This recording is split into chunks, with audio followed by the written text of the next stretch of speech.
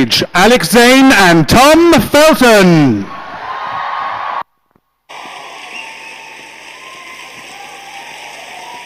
Hi. Whoa, welcome back, guys. I hope you enjoyed the interval. So I'll be quick getting into this because we have had, and I mean this in the most literal way possible, blooming thousands of questions. So I'll try and get through as many as possible. If you are in the room and one of these is yours, do give a little cheer if you hear it and it is your question, because it'd be lovely if you're in the room. But there are many people watching online right now, so it could well have come from one of them. All right, I won't be too nervous. All right, our first question for you, Tom, comes from Ella, who says, who was your best friend on set? First of all, is she in the room? Ella? Moving on. No, is she here? Yeah. Hi, Ella. Hi, Ella! Thanks for your question. Best friend on set? Yeah. There are so many, really. It's kind of, it sounds cheesy to say that we all really got on well. But in the earlier films, definitely Jamie and Josh, who played Crab and Goyle. Very aptly, the Slytherins were all cast from a sort of similar background. I've got 3 older brothers. We were all into sort of rap music, like pretty hardcore rap music. So, believe it or not, in between scenes, we would actually, I had a little microphone and a laptop in my dressing room, so we'd actually go back and create our own music and cause quite a bit of mischief, which you will read about in the book. But yeah, I feel lucky that the friendships have all progressed over the years. I mean, when we started, Emma was 9, I was 12. There's quite a big difference between 12-year-olds and 9-year-olds, I think, in a friendship group. But as the years obviously went on, we all sort of came pretty close. I actually golfed with the Weasley twins a couple of days ago. Don't cheer the Weasleys. They won as well, so yeah. Let's move on, Alex. Right then, I was actually very pleased to read as a bit of a Limp Bizkit fan back in the day that you enjoyed some Limp Bizkit. Yeah. Absolutely, yeah. I was ahead of my time. My brothers were big influences on me, and yeah, I brought that to set with me quite early on. I think it's been a while since Limp Bizkit got a cheer as well, so yes. Thank you. Shout outs to that. That's a band, for those of you who don't know. Okay, this comes from Lee Richards. Hey! Shout outs, Lee. Thank you for your question. So what is your reaction or opinion on Harry Potter and the Cursed Child and Draco Malfoy's character development? Yeah, it's cool. It's cool. I saw it the other day, actually. Luke, the chap who plays the Scorpius, my son. Him and I are friends. They came to see me do my West End, so it was him, James, who plays Draco, an older version, and myself. So there was 3 Malfoys out at a local pub having fun talks. So yeah, it's really cool. Obviously, it's very easy to get emotional about it, like to sort of go, I can't believe that these stories are still being told in new ways. The most mental part about it was not only seeing Draco on stage, but I was sat next to a family of Americans, I think, 7 years old, 8 years old. Not only were they willing to sit through 5 hours of theatre, they were head to toe in Hufflepuff gear. And I felt almost compelled to try to convince him, like, you picked the wrong house, mate. And behind me there was an Australian family. And I immediately texted a lot of the Potter lot to be like, I cannot believe that this is so still so sort of prevalent and enjoyable now. So yeah, it was bizarre and cool. And needless to say, if the opportunity ever comes up to play Draco again, I'll probably consider it.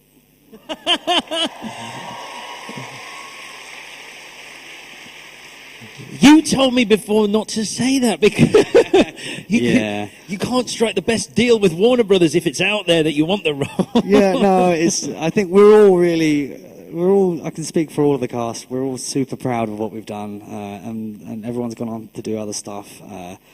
But I think I'm the proudest of my character. I've got Malfoy absolutely ingrained in me. And the idea of going back and playing someone else would be utterly ridiculous. Okay, it was always going to happen. This is from Ang Harrod, in brackets, AJ Walker. Ang Harrod says, are you here? Hi. Hello. Ang Harrod wants to know, how old is Willow? mentally about 4 months, but she's 4 years old. She turned 4 in July, but she's still. The problem is with Willow, she's quite a sizable Labrador, but she still thinks she's the size of a puppy, and she's endlessly enthusiastic about meeting everyone. And it's another great lesson in life. If you can treat life like my dog does, i.e., everyone's amazing, and let's just go say hello to everyone and anyone. It's a fantastic quality to have. Unfortunately, she runs at full pace. So she literally has knocked over people in the park, not out of any other reason than just enthusiasm. So I've had to defend her a few times for being too kind. But yeah, she's obviously light in my life, or one of them. As a dog owner, it is amazing how many people you find yourself apologising to on a daily basis. Yeah, it's quite a nice. So Willow was actually I rescued her, or found her rather, in America. So first year and a half she was American, and I couldn't help but be. I still am slightly fascinated by the idea of her going to English dog parks. Hopefully we get to share a dog walk soon. I wonder if like the bark or the smell of the bottom. That they can go, where are you from? Yeah. I doubt it, but I don't know. So it's been quite nice introducing her to English park lifestyles. Okay, our next question comes from Bryn. What was your favourite scene to film and why?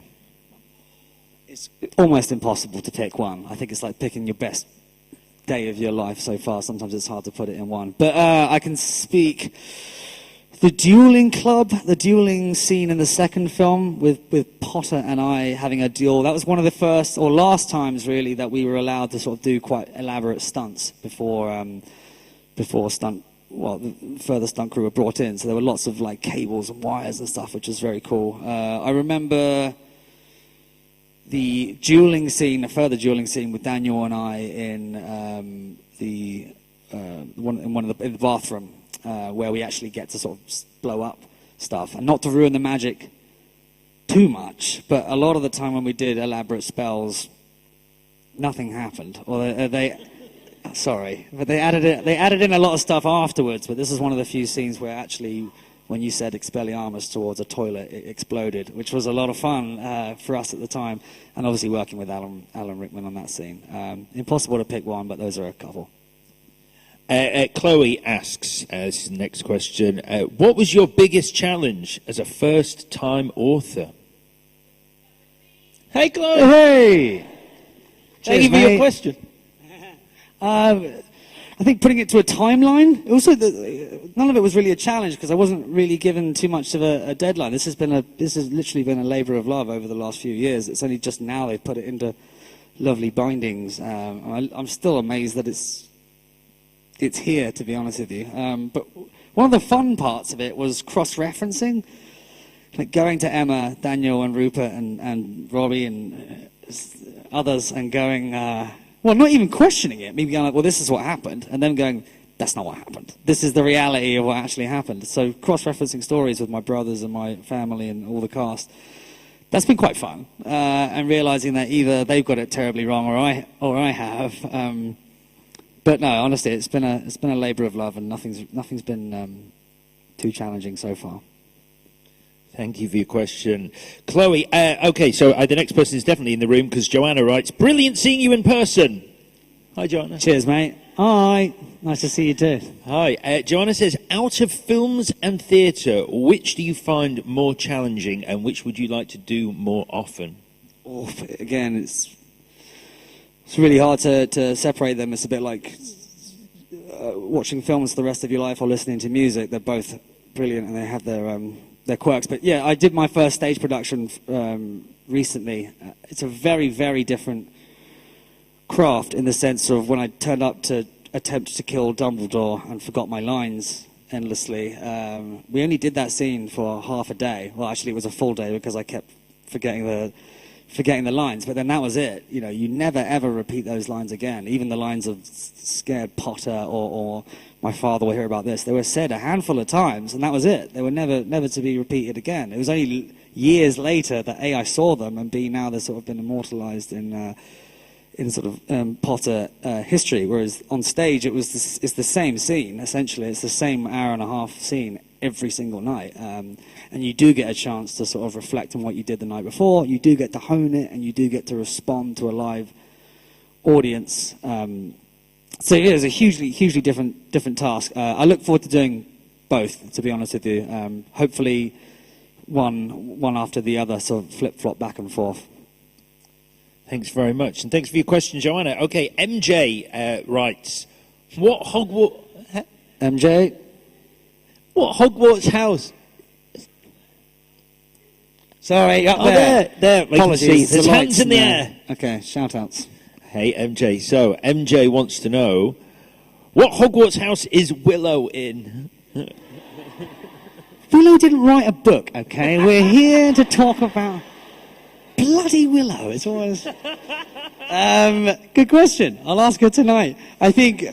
what house would she be in? I think actually the same as me. Despite all the official sorting, I'm considered a slither door, really, because I think I have a fairly open heart and I'm a loving, kind person in general, but I also have a streak of mischievousness in me, and Lord knows Willow is not one to follow the rules, and she's eaten and chewed up everything that I've told her not to since she's been born. So I think we're actually on a similar plane there, so slither door will do. Thanks, MJ. Jess asks, other than Draco, what character would you have wanted to play? Hermione. I still can't believe they didn't cast me. I do read for Harry. There's the tape somewhere of me doing several auditions with the glasses and the scar, and they dyed my hair brown. So they did read for me for several times for Harry and Ron. They did dye my hair ginger, did the same thing several times. They never asked me for Hermione or Hagrid, but I could never in a million years imagine playing someone that's not a Malfoy. This question comes from Sarah Helmrich. Hello, Sarah. Chance. Sarah wants to know, between Hermione's slap and the Flashers' slap, which one hurt the most?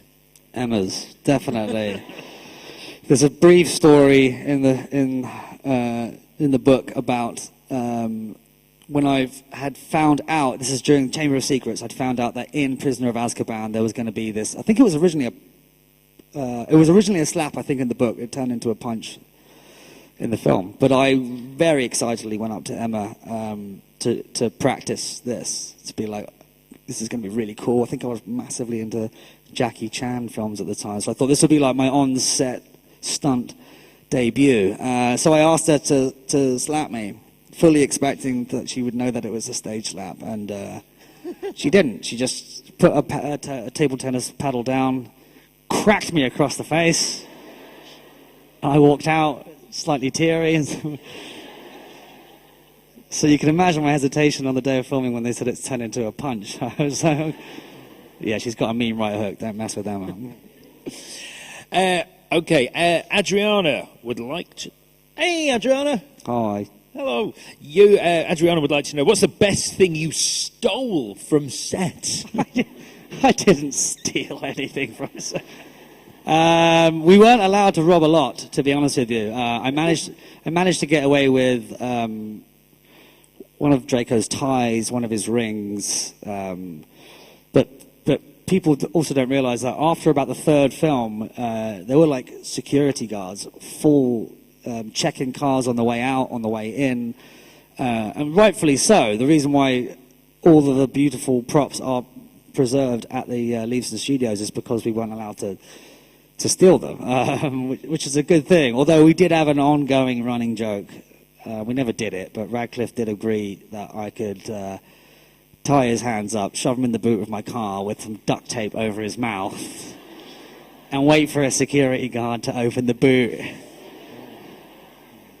We never did it, but yeah, no. So luckily, not a lot. Thank you very much. This comes from Louise, sat in the gallery. Hi, Louise. Hiya. Don't be shy. Louise wants to know, what was the first moment of realization that you were famous? I still don't really think about it too much, luckily. I'm very grateful, I'm very lucky, although it was 10 years of rather painstaking hair dyeing, that I don't look too much like Draco now. I often get left to my own I went to go see Cursed Child, for example, the Harry Potter thing with 1,500 people there, and no one said anything. I thought, actually, a few people in front of me clocked me, I think, but they didn't stop me, versus I know it would be impossible for Ron Weasley or for Harry to actually go into something like that and get away with it. So, I'm still learning it, really. I'm amazed that anyone turned up today, let alone the entire thing. So, I'm very grateful for it, and I'm really proud of all the notoriety, but I also walk my dog like everyone else does every day, and I'm very lucky to have that. So, best of both worlds, I think. Well, I think I speak for everyone when I say we're very grateful that you're here today answering these questions. It's win-win, yes. I think the nice part about this, in a way, is that I'm very aware that if I didn't turn up for Hermione's audition, then someone else would have. If I didn't play Draco, someone else would have. Not to say that I'm disregarding what I've done in my work, but it's really being a placeholder in people's memories of these stories and how important it was to them, either when they were growing up or just how important these stories are. And I get to sort of be a little bit of a placeholder for that. Whether like so many fans now that come up and say hello or shout Potter or Draco at me, they weren't even born when the first film was made. So like, it's incredible that they're being passed down. And I played a very small part in that, but I'm very, very grateful that I get to be part of these like treasured stories that have helped people enjoy life and celebrate all the magic and craziness that is the wizarding world. Brilliant. Thank you. Okay, this is from Heather A. Hi, Heather A. Heather A. Do you think your experience of Harry Potter was different because you were a baddie? Definitely. Mm-hmm. First of all, Draco's not a baddie, all right? He just didn't have much choice. Yeah, it must have been more fun. I mean, not to say that Daniel, Rupert and Emma, etc. are Harry, Ron and Hermione, but they certainly share some qualities of their characters. Draco and Tom, we couldn't be more different. So I think it's a lot more fun to be able to sort of step in the shoes of someone differently. I'm sure Jason would agree. I'm sure Alan Rickman would agree that by being not villainous, but by being something that's so far removed from yourself, it can only be more fun. So yeah, I think I will always be considered the luckiest of the younger casting, because Draco's got such a great pivotal role in it, but actually it's not something that's too close to Tom, which, segueing lovely back into the book, is like those two juxtas of Tom, the sort of rebellious teenager, and Draco being the product of his crap parenting. It's been a really fun juxta. We've got lots more questions. Did you want to do a reading from the book? I know we Can I read a very short bit?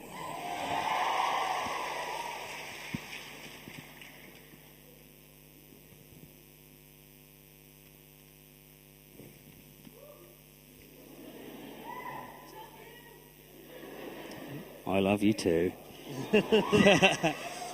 Read the whole thing. Well, I would like to, yeah. Lock the doors, please. I need to find it quickly, because I only found it randomly yesterday. I thought it was actually a good thing to read, rather than open at the beginning. So, chapter 12. Fans. That's you. Or, how not to be a real dick. Each chapter has 2 titles, so you can choose whichever one you like. The Odeon, Leicester Square. I'd attended a premiere here before, of course, when Ash and Jink covered themselves in glory. I mean, vomit. These are my brothers. So the first Harry Potter premiere was not entirely unexplored territory for me. My family and I arrived in a couple of black cabs. I emerged in a suit and tie, shirt untucked, top button undone, much to my grandfather's dismay. And despite the crowd's excitement, I allowed myself to enjoy the fans and the cameras and the general mayhem. After the film, though, as we were exiting, a little kid ran up to me.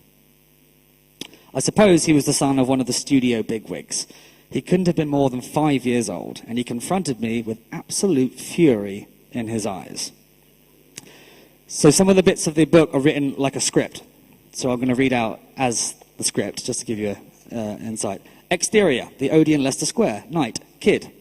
Hey, are you Draco? Tom, yeah. Kid, angrily. You are a real dick. Tom, perplexed. Huh? Kid, I said you were a real dick.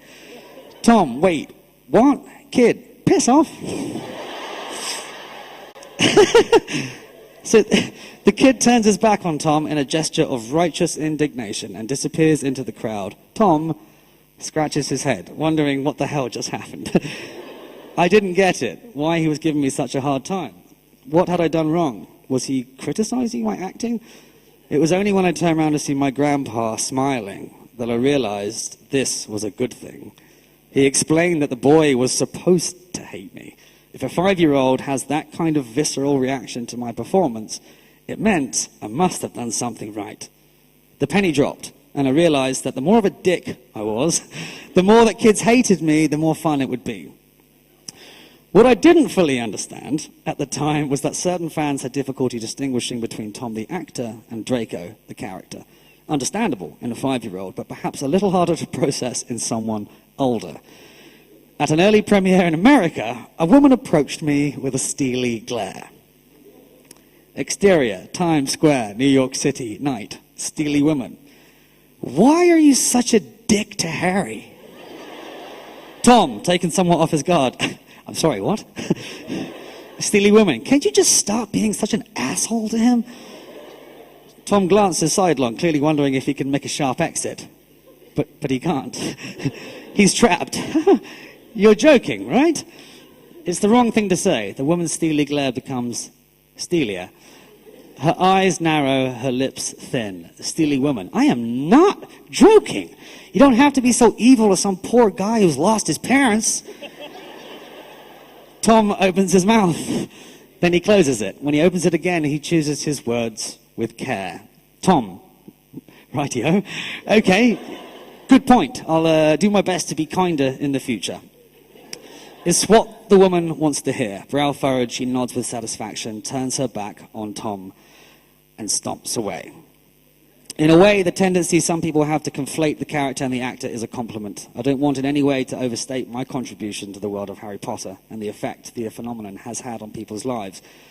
If I hadn't turned up to the audition that day, someone else would have, and they would have done it well, and the whole project would have been largely the same. But there's some gratification in knowing that my performance crystallized people's notion of the character, even if it meant they occasionally called me a dick.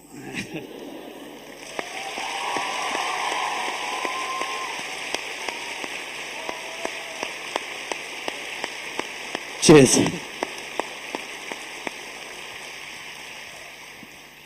Fantastic. That's just one of many, many funny stories. I love it when the book breaks down into little scripts that you've written for the moments. Yeah, it was an idea that was encouraged to me, but yeah, a lot of it is those sorts of sections where it's me and someone talking. I thought it would be easier to write it like a script thread, so hopefully you enjoy that part. So let's we've got enough time to just go through a few more questions. I'll do a lightning round. I'll do my best to make them short answers because I want to answer as many people as possible. This might be an easy one then, because you've just done a reading from your book. Becca says, "Did you bring your guitar? Will you sing a song for us?" Oh, mate. Honestly, I'm so honoured to be on this stage. Obviously, it's a very historical stage, and there must be so many cool. I don't have it with me, and I wish I had more time. But thank you, though, for any support. I'm really. Oh, danke schön. I look forward to doing more music after I've finished soaking in the books. Thank you. I'm not playing anything right now. Thank you, though. It would be terrifying now if someone brought out a guitar and went, I actually brought one with me. Yes. Thanks. Next question then. This is anonymous. I don't know why. Have you ever been to Formula One? Woo! Shout outs to Formula One. Yes, many years ago, Silverstone. Brother and I are big fans. Was great. Love it. Really enjoy it. Be aware if you do go to see it live that it's like. And then you sort of sit and wait. So yeah, I'm a big Formula One fan. I played golf with Lando Norris actually a few weeks ago, and he was a lovely, lovely chap. So yeah, shout outs to all the Formula One racers. Oh wow, lovely. Well, you've answered my second question, which was how was playing golf with Lando Norris? Okay. Really reassuring, because you'd assume I played actually golf with him and Lewis Hamilton, and you'd expect to sort of them to wipe the floor with you because of their natural athletic talent, but. It's quite reassuring that we were on a fairly similar standard. Yeah. This is from Trixie and Daisy. This is hello, Trixie and Daisy. Hi, Trixie. Hi, Daisy. It's a joint question. Looking to the future, if you were to have children, would you allow them to pick their own house? No. I'm sure they'll find their own ways, but that's something that I haven't really sort of actively gone back too much and re-watched the films or reread them too much, the books, because I've been waiting for my own little, I was going to say muggles, but little Slytherins to come along before I do that, but I look forward to choosing their house for them. This next question, I hope I'm pronouncing the name correctly, Niam Anthony, or... Hello, Hi. how are you doing? How do I pronounce it? I'm so sorry. Nave. Great, Nave. I totally got it wrong then. Thank you. Are there any thoughts on Willow having a new doggo brother or sister? Stop with the... Ladies and gentlemen, let me introduce now. Here she comes with a guitar. No, yeah. She's written a song for you all. Oh, God. I love how clueless she is about all of this. She's just sitting at home with a bone. I'd be lying if I said no. My brother, one of my brothers, his dog has just had puppies. So there are thoughts about it. Also, Willow loves company, so I think that she'd do well with a younger brother. Their album will be coming out in 2020. Next question. This doesn't have a name, unfortunately, but we talked a lot about so many of the incredible cast that you worked with in the first half. A couple of questions asking, what was it like to work with Dame Maggie Smith? Yes, massive shout-outs, McGonagall, for those of you who don't know. Yeah, I'm in awe about how patient she was. I think Alan Rickman actually talks about it in his diaries, how you got these huge actors all having to be very, very patient because there's just 1,000 different angles and shots and stuff to get in these huge scenes. I wrote about it in the book, but I definitely cost Dame Maggie an hour or two of her time in the Transfiguration class. We were all given different animals. I was given a gecko who was tied to the log via fishing line, so he was chilled. He was professional. He'd obviously auditioned quite a few geckos. Josh Herman, who plays Goyle, his millipede, not so camera ready, and just kept obviously moving around. I don't know if you've seen big millipedes, but they're terrifying beasts. And we had wands to sort of prod him with to try and keep him on the... so there were many takes of Maggie's scene in that, where there's just two boys absolutely pissing themselves with laughter. In fact, yeah, towards the end, we were literally told to shut up or go home. So yeah, but obviously since then I've been lucky enough to sort of see a lot of her work, and huge fan. Fantastic, thank you, Tom. Literally, these are going to be the last couple now. Tina says, hello, Tina. Tina says, having lived in America, did you find there was a big difference between Hollywood and the British film industry? Yeah, massively. I thought you were about to say Hollywood and Hogwarts, but now there is a Hogwarts in Hollywood. As far as they have a Universal Studios there, and one of the crests of the mountains, literally, there's Hogwarts there. So you imagine how I pinch myself every time I drive past that. Go, I cannot believe. It's obviously very different. It's mostly different because of the size and the scale. There's literally tens of thousands of actors there trying to get a few jobs versus maybe hundreds in England. But yeah, it's it's all to be celebrated. Really, I've enjoyed it all. Again, I talk about some of the worst auditions of my life in the book, and they were horrendous at the time, but quite fun to recall. So I hope you enjoy reading about them. Molly and Paige say, Hi, Molly. Hi, Paige. hello. Definite Slytherins. What's the weirdest, comes with a laughing face at the end, what's the weirdest thing you've ever been given by a fan? Laughing face. Well, the day is young, so I don't know, honestly. I think, I suppose the obvious memory is early days with fan mail. I got sent legal adoption papers. Yeah, no, I'm not joking. Wow. Yeah, and also not just that. First of all, it was papers for me to change my name officially to Draco Malfoy, like legally, like on my passport, which this chap had already done in America. And then I was to be adopted by this man who he'd renamed his house Malfoy Manor, obviously. I think it was a bit of a joke at the time, but I'm glad my mum said no. Fantastic. And this will have to be our last from Kaylee. Did you get to keep your Draco wand after filming? Hi! No, I mean, yeah, no, they're guarded.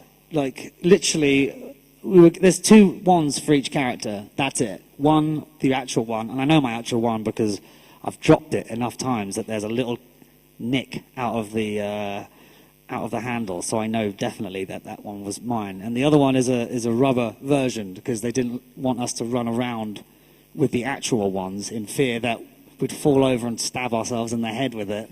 So we had like little flexi rubber ones, and both of them are in the are well kept at the Leavesden studio tour, which I'm very glad that they are. Thank you very much. I hope we got through enough there. Unfortunately, we don't have any time for any more, but thank you to everyone who asked a question, whether you're watching online or you're here at Cadogan Hall. And ladies and gentlemen, that's the end of the Q&A. Thanks, guys. Thank you so much for coming, guys. I really appreciate it. Let's hear it one more time for Mr. Tom Felton. Cheers, guys.